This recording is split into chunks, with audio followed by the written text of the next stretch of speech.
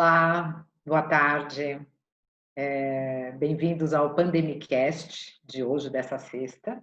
Pandemicast é um programa que começou internacionalmente com o nosso sócio global, a Baird CMC, e a gente, há 2 semanas, trouxe aqui para o Brasil, né? Começou a conversar 2 vezes por semana com pessoas do mundo corporativo, sobre temas que tangenciam RP, tangenciam cultura corporativa, tangenciam a volta e a retomada desse momento nas empresas, de diversos segmentos e sob diversos ângulos.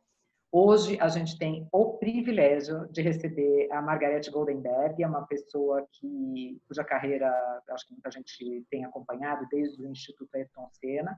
Margarete construiu essa história em torno sempre de valores humanizados dentro das empresas, e a gente hoje vai falar um pouquinho então sobre o diferencial das empresas inclusivas agora nesse momento de pandemia e no pós-pandemia, que eu acho que agora, depois que o choque passou, a gente está olhando para o futuro e vendo como é que a gente vai lidar com isso daqui para frente.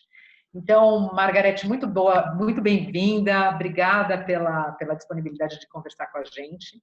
Eu queria que você, por favor, começasse contando para a gente, afinal, o que são empresas inclusivas e diversas e o que elas fazem de diferente, concretamente, das que não são. Obrigada. Olá, bom dia a todos, prazer estar aqui com vocês. Obrigado pelo convite, Marta.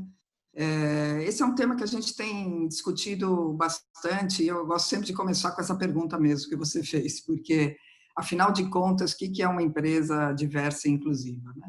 A diversidade, ela representa, vamos dizer, ela significa a representatividade de grupos sociais diversos no headcount total da empresa. Então, o que são grupos sociais diversos? Nós estamos falando da questão de gênero, homens e mulheres, brancos, pretos e pardos, pessoas com orientações e identidade de gênero diversas, pessoas com deficiência, jovens, sêniors, todo tipo de profissionais no headcount de forma que tenham participação e visibilidade. O que significa isso? Não basta eu ter somente a diversidade em áreas específicas, por exemplo, mulheres só no RH, profissionais, pessoas com deficiência somente no administrativo.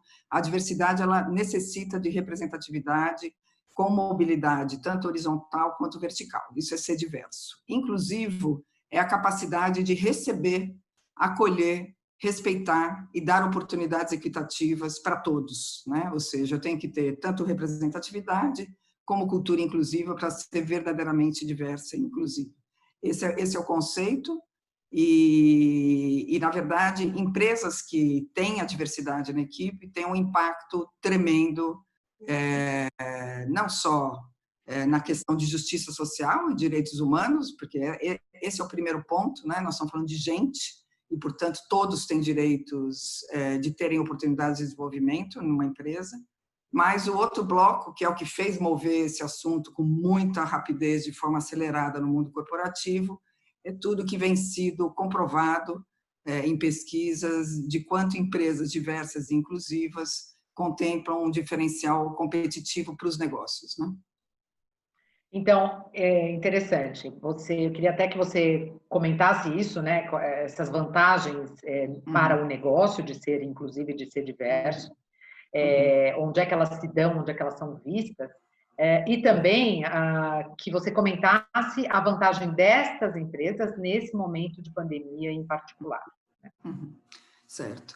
Bom, então, a questão da diversidade e inclusão como impacto para os negócios é um dos temas que tem sido mais estudado. A gente tem pesquisas aí de organizações multilaterais, como ONU, OIT, e de muitas consultorias globais, né? McKinsey, Bain & Company, Ernst Young, Accenture, mostrando o impacto de empresas diversas e inclusivas nos resultados do negócio, né?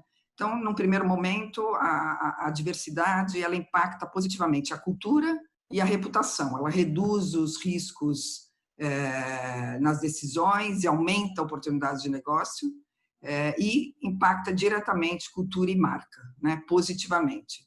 Hoje, a questão da diversidade e inclusão, além de ser um imperativo ético, é uma exigência da sociedade, na verdade, de todos os stakeholders da empresa, né? A sociedade está exigindo, os clientes estão exigindo, os fornecedores estão exigindo, os colaboradores querem inclusão nas empresas e os próprios acionistas, né? Muitas vezes eu sou chamada nas empresas: Margarete, nós precisamos tornar isso aqui mais diverso e inclusivo, me ajuda, porque os investidores estão pressionando isso, já que essas tendências são globais e estão sendo desdobradas aqui no Brasil.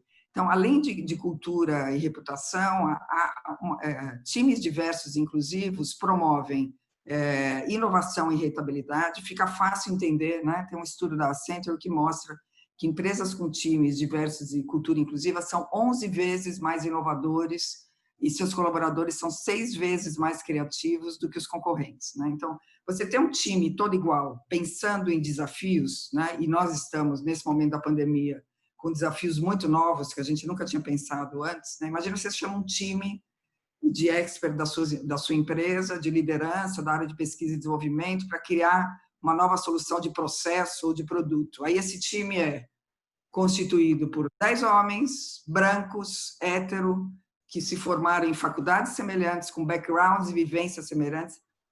A perspectiva, o olhar deles para esse desafio, ele é muito semelhante.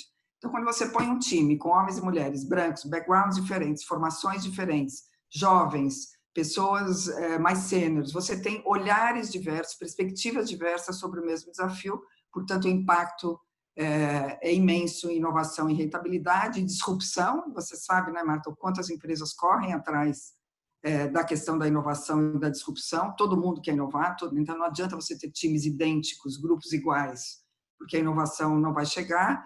E o impacto direto na produtividade, né? Então, a McKinsey tem estudos que ela atualiza anualmente, comparando, né, ela organiza as empresas, as 500 maiores empresas listadas na Bolsa, em quartis, e empresas mais diversas é o primeiro quartil, menos diversas o quarto quartil, e correlaciona com a lucratividade dessas empresas no ano, e a correlação mostra que as empresas do primeiro quartil são 21% mais lucrativas do que as empresas do quarto quartil. Quer dizer, impacta direto na lucratividade, entendeu? Além da questão da atração de novos talentos, baixo turnover, que tem engajamento de profissionais. Então, eu diria que o paradigma da diversidade e da inclusão é um caminho sem volta para o futuro. As empresas que não tiverem esse caminho vão ser atropeladas, inclusive porque as novas gerações já estão chegando no mercado e entrando no mercado com essa exigência. Os clientes, a gente tem visto aí todo o debate nas redes sociais, o que acontece quando uma empresa se coloca, um líder de uma empresa se coloca de forma não inclusiva, ou racista, ou sexista, né? Você perde cliente, perde reputação, muitas vezes perde o cargo, né? Exatamente. Na verdade, a gente tem visto, a gente viu nesses últimos meses de pandemia algumas empresas, inclusive, serem boicotadas nas redes sociais por conta das declarações dos seus executivos principais. É um fato. Eu estou aqui pensando, você estava mencionando essa questão da McKinsey, desse estudo, dessa divisão em 4 quartis. Que eu estou aqui... Deve haver outros elementos na cultura das empresas diversas e inclusivas que vêm associados a isso. Ou seja, eu fico pensando que não é só a decisão de ser diverso e inclusivo. Isso não vem numa cultura isoladamente. Deve haver outros elementos culturais que fazem com que essa empresa seja eficiente ao decidir se tornar mais inclusiva e mais diversa. Com certeza. Primeiro, assim, essa questão da diversidade e inclusão, ela não pode ser uma caixinha do RH, né? Ela tem que estar, para poder ter esses resultados todos que eu falei, ela precisa estar linkada com a essência, com os valores, com a cultura da empresa. E que cultura é essa? É uma cultura onde o colaborador, as pessoas, são o centro do negócio, é onde o colaborador, o time, é a prioridade da empresa, né? Onde haja acolhimento, colaboração, empatia, onde as opiniões sejam respeitadas e valorizadas, onde você valoriza as pessoas pelo que elas são e pelas entregas para a empresa, e não pela cor dela, ou se ela é magra, ou se ela é gorda, ou se ela é jovem, ou se ela é sênior. essa cultura de valorização das pessoas como centro do negócio, dos colaboradores como núcleo do seu negócio, é que tem, vamos dizer, maior sinergia com essa busca e fica, vamos dizer, verdadeiro, né? Porque eu gosto de sempre dizer, assim, eu trabalho há mais de 30 anos no mundo corporativo, levando essa questão dos direitos humanos, diversidade é um dos pilares. Eu tive alguns aprendizados na minha vida, e um deles, inclusive, porque eu passei por agência de publicidade também, né? Então, eu tive essa experiência forte e meio que assim, consigo olhar as empresas com duas grandes dimensões. Tem aquelas que são verdadeiramente comprometidas, genuinamente comprometidas, seja com responsabilidade social, com diversidade, com inclusão, e fazem disso um projeto central, né, do negócio, uma iniciativa conectada com o seu negócio, com a cultura, com os valores, com a alta liderança engajada, com time, recursos genuínos para isso, elas são. E tem um outro tanto de empresas, e são muitas, que elas não são, mas elas querem ser percebidas como, né? E aí, na verdade, esse ser, tanto que minha proposta de valor da consultoria, ela tem essa estrutura, o ser e ser percebido, porque eu também trabalho com comunicação, mas com comunicação daquelas que já são, né? Eu não sei fazer embalagens ocas, né? Exato. E essa, no tema diversidade e inclusão, é muito comum, né? Nos Estados Unidos tem até uma expressão tokenismo, né? Que é a hora que você não é verdadeiramente, mas você entendeu que ser diverso e inclusivo, que ser diverso tem todos esses resultados e que o cliente está exigindo, a sociedade está exigindo, aí você tira uma foto, chama um negro que você tem ali numa área da empresa, 2 PCDs, uma mulher bacana executiva, uma pessoa jovem, uma mais sênior de cabelo branco, vai lá, tira foto, né? E coloca no seu post no LinkedIn para ser percebido como diverso e inclusivo. Esse é o grande risco. As redes sociais, elas tornaram, e você, a sua área, você deve ter percebido isso mais forte do que eu ainda, Mar, tornaram esse vidro que separava, né, a verdade do que, né, a forma como você quer ser percebido, do que você é, muito fininho, né? É muito essa linha. Então, um funcionário, eu fui chamada algumas vezes em empresas para ajudar nessa administração de conflito, né? Um colaborador vai lá nesse post e fala: ah, empresa, você é diversa, então por que eu sou o único negro nessa equipe e tal, né? E aí desmonta tudo isso. Então, o ideal é que você a empresa não busque parecer que é algo que genuinamente não é, né? O walk the talk ali, nesses temas ligados a direitos humanos, é fundamental. A humildade, né? De perguntar, de crescer. A questão da diversidade e inclusão não é um botãozinho, não tem uma bala de prata, né? É um caminho, a gente fala que é uma jornada. A gente está trabalhando com mudança de mindset, né? Dessa nossa geração, né? Depois dos 50 anos. Os jovens, eu tenho brincado que parece que eles já nascem com esse botãozinho já viradinho, já olham o mundo com esse óculos muito mais aberto. Eu até quando vou conversar com CEOs para engajar no tema e tal, eu sempre pergunto: você tem filhos? São jovens? São mulheres? Por quê? Porque se forem jovens, ele está tendo essa pressão também em casa, né, para olhar para o mundo de outra forma, né, porque tudo é muito natural. Você não precisa ensinar um jovem hoje de 15, 16 anos que as pessoas têm direito de ter qualquer orientação sexual que quiserem e devem ser respeitadas por isso. E parece que isso já vem aprendido, né? Da nossa geração, a gente tem que ensinar isso, na verdade, né? Tirar os preconceitos, os estereótipos, os vieses, né?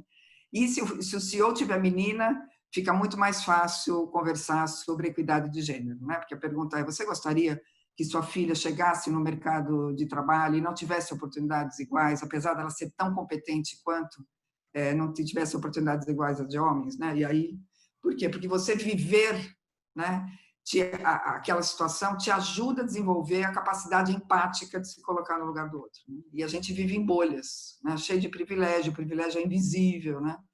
Então tem todos esses desafios para fazer o tema avançar, né?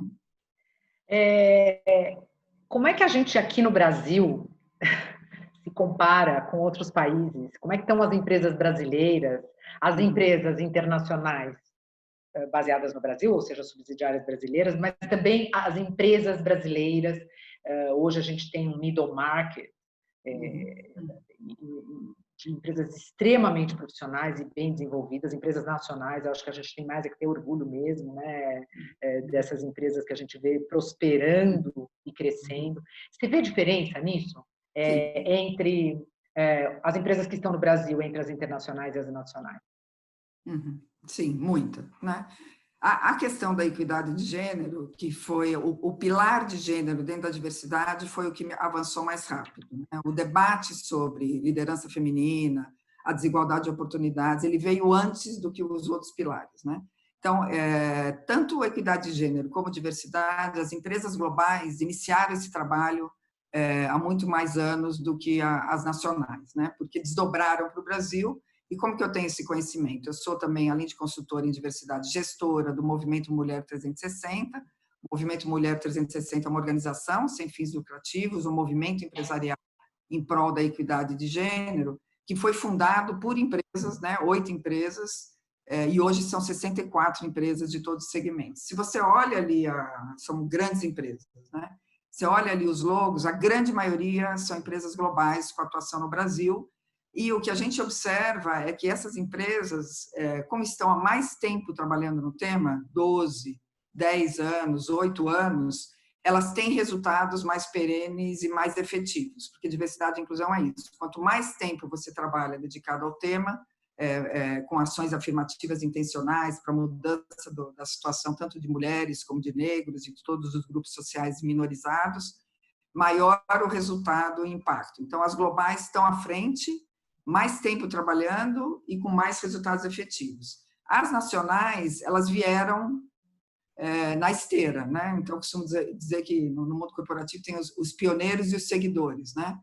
Os seguidores foram, né, que demorou mais para chegar a essa cultura aqui no Brasil e foram, muitas vezes, pressionados pelos clientes e fornecedores, né? Não sei se você sabe, Marta, hoje em dia, assim como a gente conseguiu instalar a questão por exemplo, nos contratos, né, e na análise da área de compras das empresas, se exige a questão do cuidado, né, da eliminação do trabalho infantil, né, do trabalho forçado, da questão de registro em carteira e a questão da sustentabilidade, logística reversa.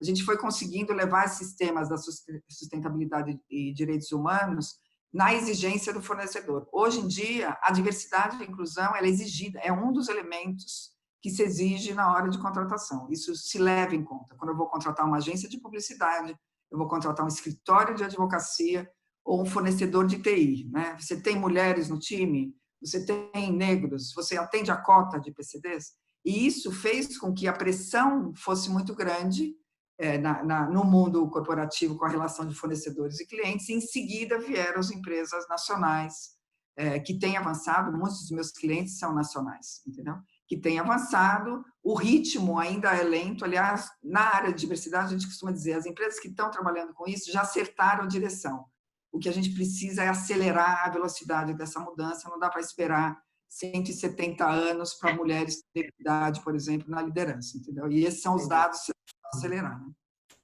Maravilha.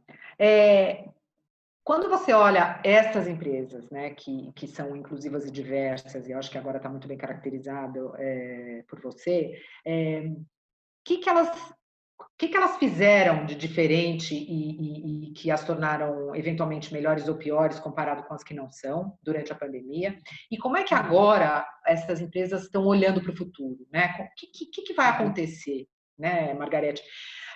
Porque o que a gente tem ouvido e visto são, claro, nesse momento só são reflexões, porque a gente não sabe o que vai acontecer, certo? Mas de verdade, existe um debate que é disto que aconteceu, o que é que eventualmente vai ficar e o que é que, cessada a causa, né, vai retomar o ritmo anterior. Aí eu faço algumas comparações internacionalmente, o pessoal, eu tenho acompanhado os debates, o pessoal faz comparações com guerra. Então, eu vi um debate na Europa, assim, quando se passa por uma guerra, quando a guerra acaba, parece que não, agora tudo mudou, e aí, assim, muitas coisas depois não mudam e voltam a um status quo anterior. A gente viu isso aqui nas últimas décadas, sei lá, com grandes o apagão, ou a falta de água, que as pessoas achavam que iam mudar de comportamento, mas que depois que você volta a ter água, aquilo, enfim. Então, assim, de verdade, o que aconteceu com essas empresas durante e o que está se vendo pós-pandemia, e disto, o que é que vai ficar? E só para complementar, eu queria que as nossas pessoas... A gente está com, nesse momento, 35 pessoas participando, entre YouTube e Zoom, e eu queria que as pessoas, por favor, começassem a pensar se querem fazer alguma pergunta para a Margarete e tal, para começar a usar aqui o nosso Q&A e mandar as perguntas que a gente está recebendo já, tá? Por favor, Margarete. Então, eu entendo assim, no momento da pandemia, empresas diversas, inclusive, já estão saindo na frente, porque assim, o que aconteceu nessa nova normalidade, né, que nós estamos, esse novo normal, né, que todos estão passando, é que a maior parte das pessoas de empresas globais e grandes empresas estão fazendo home office, né, excluindo aí produção, mas todas as outras áreas sim, e tem uma habilidade, nesse momento de relações virtuais, né, primeiro que você... a barreira entre trabalho e família e pessoal acabou, né? Você entra dentro da casa da pessoa, você vê se ela tem cachorro, se ela tem criança, né? Ontem eu estava falando com uma pessoa que ela só consegue botar o computador no quarto, então dá para ver se a cama dela está arrumada, não está. Então você entra dentro, se você vê como é o arranjo familiar, né? Você vê o parceiro passando, você vê a campainha tocando. Eu estava dando um workshop, acabou a luz na minha área aqui. São coisas que eu não passaria se eu estivesse dando um workshop presencial como eu fazia, entendeu? Então, assim, o limite entre o pessoal e o trabalho terminou. Então, as empresas que já tinham essa conexão empática, né, acolhedora com os colaboradores, e esse treino para olhar ele como pessoa, além do profissional, eles conseguiram essas relações muito mais seguras. Você sabe que nós todos estamos num momento de vulnerabilidade, nós todos estamos sofrendo, seja profissionalmente, pessoalmente, né? Ou com o medo da doença, ou com parentes adoecidos. E a vulnerabilidade, ela ataca diretamente a nossa saúde mental. E as pessoas, as relações de gestor com colaborador que forem mais acolhedoras e receptivas, empáticas, né? Elas vão, com certeza, ter resultados melhores. Então, eu acho que, para o momento, ter um time de colaboradores também plural e diverso, nesse ambiente participativo e inclusivo, vai ser também um diferencial competitivo na retomada das empresas no pós-pandemia. Isso, assim, a crise está depurando quem que realmente é e quem queria ser percebido, e vai ser como se fosse uma seleção natural darwiniana, sabe assim, aqueles que conseguiram manter seus times fortes, engajados, juntos, né, nesse barco, superando essa crise, eles vão sair do lado de lá mais fortes, inclusive porque vão ter mais inovação, mais condições de dar novas respostas para novos desafios, né? Então, esses são... assim, a valorização das pessoas é um resultado imediato para a produtividade, e eu acho que vai fazer diferença, sim, para essas empresas que têm essa atitude com os colaboradores, colocando eles no centro, comparado a outras empresas, né? Eu estou aqui pensando, enquanto você está comentando, como é que isso está acontecendo? Porque a gente sabe que em alguns segmentos está havendo e estão acontecendo e provavelmente vão continuar em alguns segmentos específicos, cortes avassaladores. Então, na semana passada, estava conversando com uma empresa de meios de pagamento, desses cartões de refeição e tal, que, assim, com corte gigantesco de funcionários, de um dia para o outro, num único dia, enfim, né? E por quê? Porque a previsão, quando você tem, por exemplo, o meio de pagamento de refeições, né, um cartão de refeição, você está, eu nem tinha essa noção, 80% dos usuários são pequenos negócios, que pararam, não tiveram condições de entrar nessa onda de delivery e tal, e provavelmente não vão conseguir retomar. Então, a previsão, 80% é muito, né, gente? Então, é inevitável que haja os desligamentos. Como que isso, eu imagino que vai acontecer nas empresas inclusivas também. Existe uma diferença de, nesta hora, Como é que você lida com isso? Porque isso é sempre uma situação muito traumática. Como é que você lida com isso e se tem diferenças na hora de você tomar essas iniciativas que são inevitáveis? O que eu tenho visto, a crise está abalando a todos, com exceção de alguns negócios que se aceleraram, né? O que eu tenho visto é uma atividade muito grande para adaptar seus serviços e produtos, porque as necessidades do cliente estão mudando, né? Então, a questão, por exemplo, de auxílio à creche, né? Que é um benefício que as empresas dão para as mulheres, né? Para mulheres e homens com filhos. O que eu vejo? As empresas que têm a questão das pessoas no centro e priorizam essa questão da diversidade, elas estão buscando soluções novas que possam acolher essas pessoas nesse momento. Então, sei lá, acesso gratuito a aplicativos com atividades lúdicas para as crianças, porque as crianças estão em casa, apoio psicológico, de assistência social, até jurídico, né, para os casos, por exemplo, feminicídio, que a questão da violência doméstica aumentou muito, as empresas estão preocupadas com as suas colaboradoras.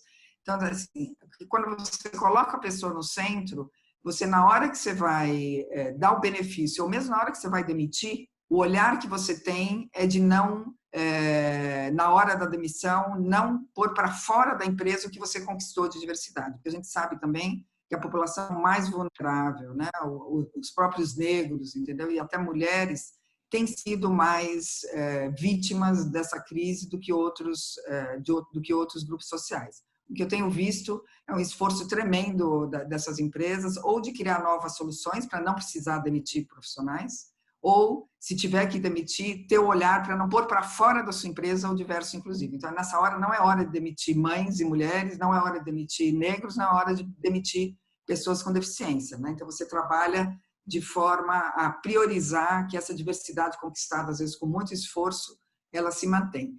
Pela crise, todos vão passar, mas a superação da crise, ela vai ser melhor, né? As empresas vão sair mais fortes, aquelas que já tinham as pessoas como centro do seu negócio. Maravilha. Muito bom. Bom, temos umas perguntas aqui. Vou começar lendo, então, Margarete. Primeiro, olha, recebemos parabéns por termos... Sou fã da Margarete e tenho certeza de que ela é a cara da diversidade e inclusão no Brasil. Minha pergunta, olha só que legal. Eu também sou fã, gente. Muito bom. Como tem sido o desafio de tornar as empresas mais diversas nesse momento de pandemia? E essa pessoa mandou duas perguntas. E como os movimentos Mulher 360, Mais Diversidade e Mulheres do Brasil têm atuado nesse momento da pandemia? Ou seja, são duas perguntas. Uma, como o seu trabalho se adaptou a este momento, né, da pandemia, tornar as empresas mais inclusivas, e os movimentos estão trabalhando como?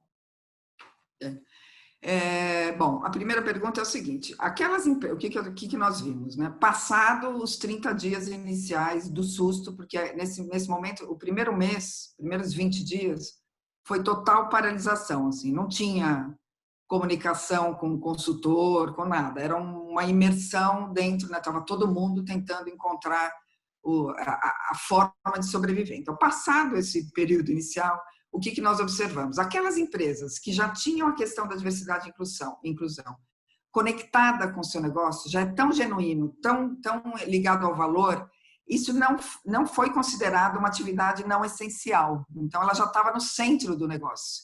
Essas continuaram ativas e com todos os projetos e iniciativas em andamento, tanto que eu tenho feito workshops de sensibilização, de viés inconsciente, com alta liderança, com a frequência imensa. Aquelas que estavam começando a pensar no assunto, começando a pensar na contratação de um apoio de consultoria para poder estruturar, iniciando seus esforços e tentando engajar internamente a liderança. Mas sim, com certeza a pandemia e essas novas formas de se trabalhar, novas formas de se relacionar, né? Eu estava brincando, eu tenho um cliente que era avesso à questão de assinar contrato online, né? E, na verdade, ele queria os contratos não só físicos, como também enviar pelo correio e tudo mais.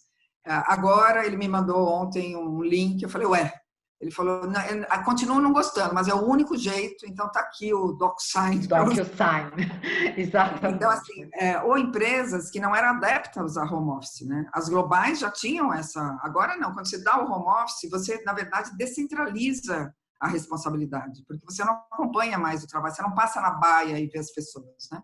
Então, a resposta, com certeza, quem estava demorando para avançar em algumas questões que são essenciais para o negócio, né? Autonomia, descentralização, empoderamento dos profissionais, a pandemia vai acelerar essa mudança na marra. E depois não vai conseguir voltar ao que era, né? Isso acho que não volta, né? À medida em que você dá energia para a pessoa, espaço e tal, você vai ter que se adaptar ao que foi conquistado. Não é uma situação que dá para voltar atrás, né?